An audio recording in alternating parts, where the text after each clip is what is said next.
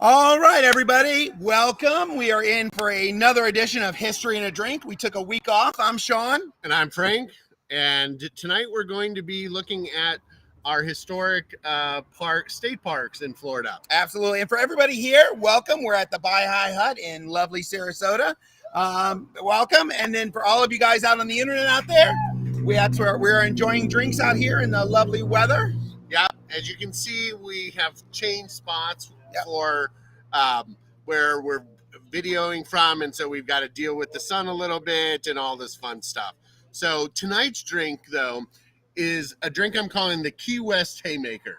All right, so all the things we're going to talk about tonight are battles and forts and all that kind of stuff. So when you get in a fight, when you're down and dirty, you just throw that Haymaker and hope it knocks them out. Absolutely. So what is in our Haymaker, our secret drink for tonight? So our Haymaker has a combination of rum, but then it's got guava juice, it's got pineapple juice, it's got a little bit of honey, and then you top it off with ginger beer. Excellent. All right. So, fantastic. Delicious drink, very refreshing for tonight. So you said we're talking about battles tonight. So Once again, we're talking about Florida. And we're talking about, you had mentioned 5 historic battles. Well, historic battles and forts and stuff. So the place we're going to start first is in Key West. And we're going to go to Fort Zachary Taylor Historic Site. Okay. So that's in Key West. That's in Key West. We've been there. Yep. It's very close to where the cruise ships come in and where the naval ships are docked as well. Sure. So when we look at Fort Zachary Taylor, it was started right after Florida became a state in 1845. Okay. But it wasn't actually completed until after the Civil War in 1866.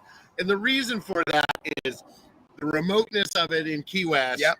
You had hurricanes all the time, yellow fever with the workers, and then there was a material shortage. And you're literally at the end of the world. I mean, it's a railroad to go down there, and that was really the only way to get down there. Well, a boat at the time. Yeah, boat at the time because the railroad's not even there yet. Yeah. So, and what was interesting about this is it stays in the Union hands the entire war. So, even though Florida is a Confederate state. Correct. Because when Florida secedes, the fort is being held by a captain named John Brannan, who's from the north, and he's not going to give it up to the south. And the cannons they had there were these big 10-inch Rodman rifles. Okay. So they could fire a shell 3 miles out. So this is 1800s, and literally 3 miles out could fire at other ships. So if you've ever heard when they talk about the 3 mile limit, that's what it is. They can defend 3 miles out with the cannons. Stay out of the gun's range. That's right. So they had these cannons there that would they could defend themselves if the Confederates tried to come and take it from by them. boat. Yep. Right now, the fort was built with some interesting features in it. Right. It had sanitary facilities that were hooked up to the tide system. So when the tides would go in and come out, it would pull all the waste from the lavatories, shitters, whatever you want to call them, out into the ocean. Gotcha. And so they had that. And so it kept it very clean. Yep. And so disease-free and everything else, too. So. And they also had a desalinization plant there. Okay. So they didn't have to rely on the fresh water that was available in at the springs there. Yep.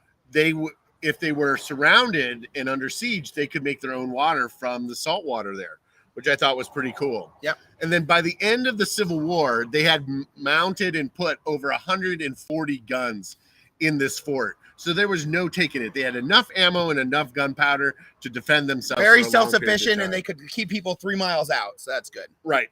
Now, the fort has stayed there, and then it was kind of repurposed and modernized for the Spanish-American War in 1898. Okay. And so I was looking at the kind of guns they did there. So what they did is they actually took, the fort was actually 3 stories tall, and they cut back about a story and a half of it. Okay. And they built 2 large batteries there that they called Battery Osceola and Battery Adair. And so Battery Osceola had these 12-inch artillery pieces. Their technical name was an M1895. Yeah. Right? They could fire a shell 18,400 yards. That's a little over 10 miles. So now, normally from the ground, you can only see 7 miles the edge of the horizon. So you could fire over the horizon and keep ships away that way. Yeah. And so that then moved it from the 3-mile limit to the 10-mile limit. Yeah. And so there were these cannons put all around the United States at the harbors at this time, and it was called the Endicott Plan. And then they had a second battery at Adair, and this one was made for when, if they came in closer. And these were there were a series of 4 3-inch guns that fired a 15-pound shot. Okay. Right. 3 bags of sugar. Yeah, exactly. Yeah. And so they would then fire those, and they were for closer in, but they could fire a lot faster than the big ones. Right? All right. So I was Fort Battery Taylor in Key West. Key West. Right. So that is through the Civil War and beyond. Okay. So we're going to take a little bit of a step back, and we're going to go to the Civil War itself. And Florida was not a hot spot for the Civil War. Right. Our population was tiny. Yeah. We're kind of out of the way. Yeah, exactly. And so we have 2 major battles in the war, and both of these sites are now state historic sites. Okay. Right. So the first one I want to talk about is Illustri. Right. And this battlefield is near Brooksville, Brooksville, Florida. Okay. So north of Tampa. North of Tampa. And the battle actually took place February 20th, 1864. And it was a 5-hour battle. And the purpose of it was the Union had landed at Jacksonville with the idea of cutting off the supplies that Florida was able to supply to the Confederacy. And those coming out of Tampa, coming out of South Florida, but up through the West Coast. So they came in through Jacksonville and the East Coast to try to block that. Correct. Because they had control of Jacksonville. Sure. And so they wanted to Florida was sending beef and salt, which were 2 of its key things that it was producing. So the battle was actually pretty even. The Union had about 5,500 men. The Confederates had about 5,000 men. And you said it lasted only 5 hours. 5 hours. And what was really interesting about this is, so this is 1864, all right? By this time, we're seeing that the Confederate or the Union is using a ton of African-American units. Okay. So the 2 main units that were used by the Confederacy that came down to Jacksonville and came across. Yep, were black regiments. Okay. Right. One was the 54th Mass, which is famous from the movie Glory. Yeah. And the other was the 35th U.S. Colored Infantry. Okay. And so when you look at that battle, so we're sending African-American troops into the heart of the South to demoralize them and to win the war. What happens with that is they did not realize that they thought they were just going to meet militia when they actually met regular Confederate soldiers who had been fighting the whole entire war under a guy named Joseph Finnegan. And Finnegan's men are able to stop them and then begin to push them back. And so ultimately it's going to lead to a retreat. Gotcha. So a rough battle for the Union soldiers. Yeah. But it was going to get rougher because the Confederacy was about to use its cavalry to really kind of pounce on them and kind of wipe them out. But the 54th Mass was able to repulse that cavalry charge and allow the troops to escape. Right. And so, but today you can go there, and every year it's usually about President's Weekend. In February, okay. Yep. They do a reenactment. And there's 4 different organizations that come together to do this. And so you have men portraying the Union soldiers, the Confederate soldiers. They do a whole big explanation of it. So they're doing first-person living history where they're in the character. Yeah. And a lot of these guys are actually playing their ancestors, which is kind of really Very kind of cool. cool. Yeah. All right. So they are truly some of the most knowledgeable about it because they've done so much research for it. Yeah. Right now, technically, this would be the second bloodiest battle for the Union, right? Because for every 1,000 troops in the battle, they took 265 casualties. Oh. All right. 25%. 25% over the whole entire battle. Yeah. All right. Now, the other battle is up near Tallahassee. Okay. And this one. So we're going from up north of Tampa up to Tallahassee. And the first battle was in 64. This one's in 65. We're coming close to the end of the war. Yep. Right. The war is going to end roughly April 8th of 1865. Yep. And here we are, March 6th. Yep. Right. So Tallahassee was the only capital east of the Mississippi that hadn't been taken by the Union. Only state capital. Only state capital. So that was their goal, was to take it. Okay. So they landed troops at Apalachicola. So they came up through the Gulf and came up that way. Yep. And so then they were going to go up the rivers, right? Specifically the St. Marks. Yep. All right, to get there. Now there's a series of bridges on there. And so there was the East River Bridge, all right, which the Union took. And they took that area, but the Confederates were able to destroy the bridge. So they couldn't get across. All right. Then the Confederates were able to repulse them at Newport Bridge, which was the next one up. Now, the next bridge is called Natural Bridge. And that's still existing today. That still exists today. Yeah. And it's really kind of cool. So the St. Marks River, and there's one other river in Florida that does this too. So it flows and it hits a sinkhole, like we talked about, that caused the springs. Yeah. And it goes down into the sinkhole, goes underground. The whole river. And travels a quarter of a mile under the ground and then resurfaces and keeps going. So the ground that you see there for that quarter mile actually is over top of the river. Is Natural Bridge. It's a natural bridge, and that's where it gets its name. And that's up near Tallahassee. Yeah. And so the commanding officer of the Confederates realized that that's what they're probably going to do, is to go and try and flank him and go there. So he sent an overnight march to go and stop them. And they were bolstered by a bunch of volunteers that came from the Florida Military and Collegiate Institute. So I'm assuming out of Tallahassee, the capital, which the Florida Collegiate Military Institute probably changed into FSU. So that was the starting of Florida State University. Yeah, that one of the starts. Because you also have the women's college, and the two of them are going to combine. So we see that you have, realistically, at this time, we're talking about 13, 14, 15-year-old, because the other ones are already fighting in the war. Right, exactly. So it's these young kids, old men, but a contingent of veteran troops that are with them.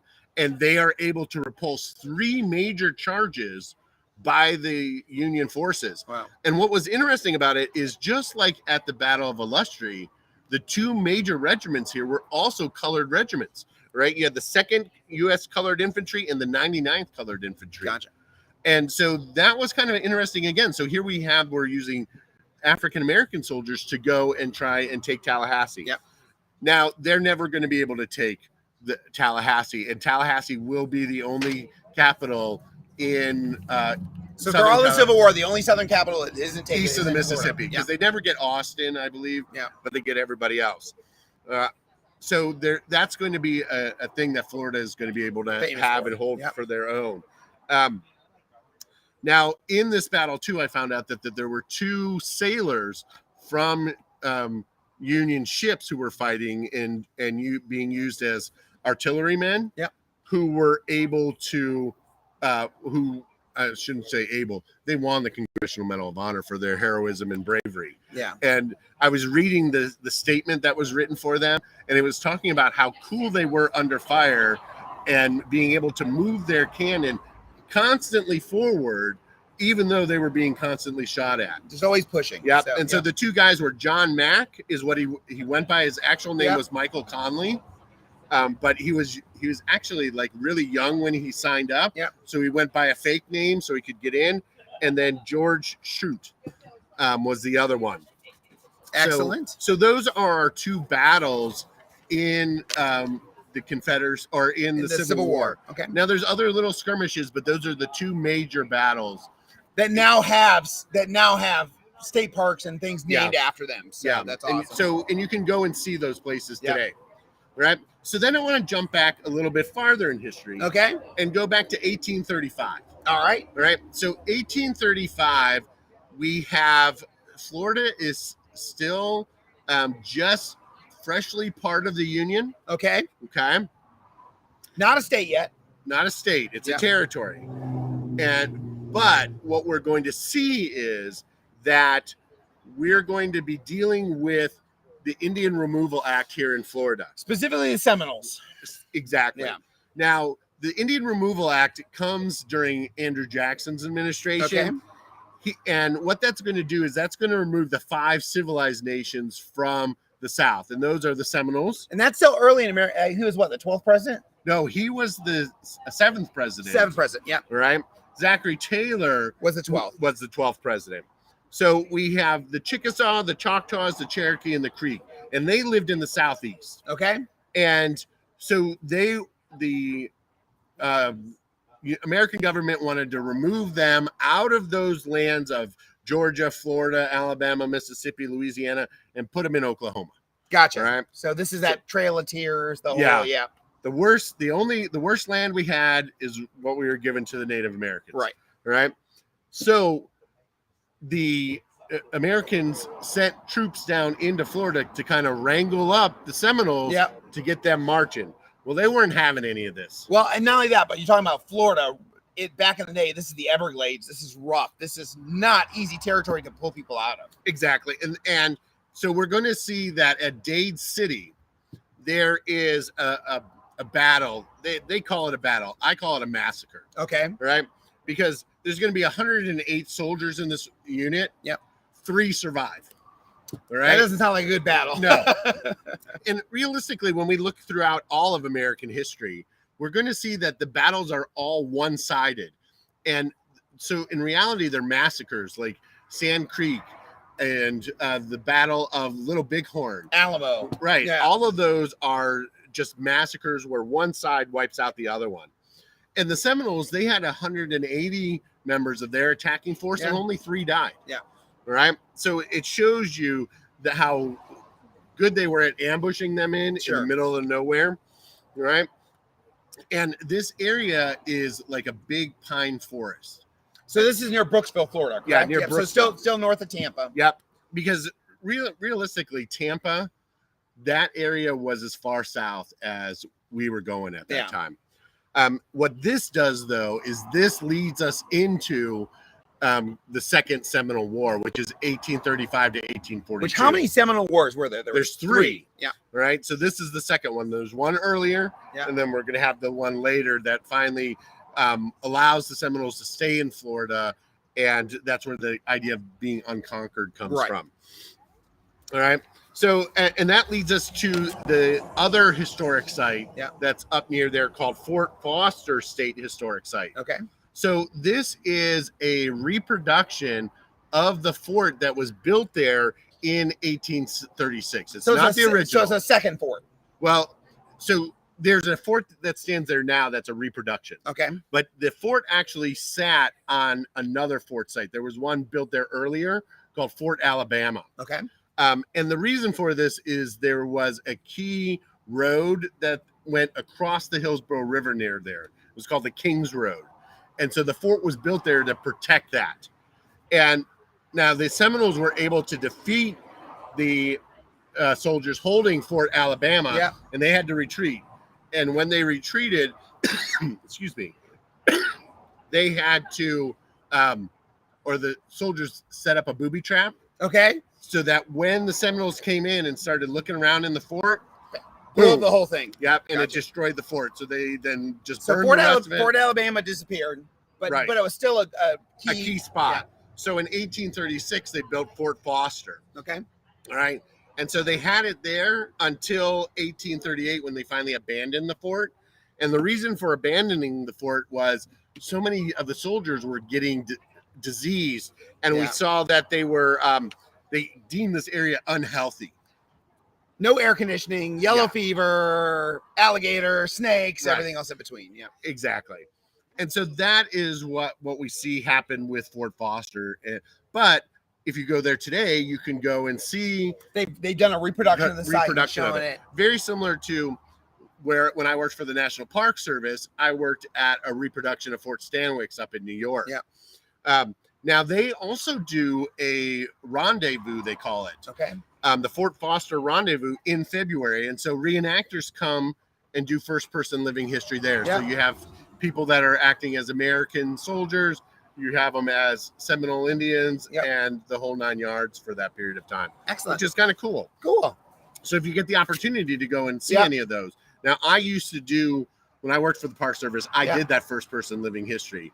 And it was a ton of fun to go and dress up and fire the cannons and all that. So the biggest thing is, like I said, with that history piece is we have 5 different places in Florida.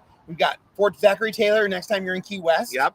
We've got 3 spots north of Tampa and Brooksville. near Brooksville, and then also up near Tallahassee. So if you guys get a chance, check them out. Get a little history. You guys know a little bit behind it, and go and have some living history of your own. Yeah. So next week we're going to go and we're going to be looking along the coast. Oh, okay. And Florida's got a ton of really cool different lighthouses. Yep. That have been in existence for, in some cases, well over 100 years.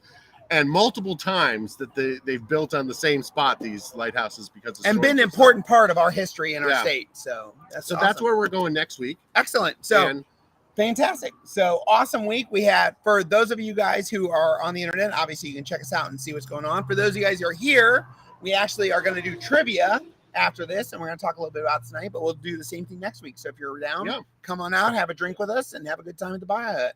All right. All right. Thank you guys on the internet. Thank you guys here. Hopefully you learned a little something, and we'll do a little trivia going on. Yeah. Have a great evening.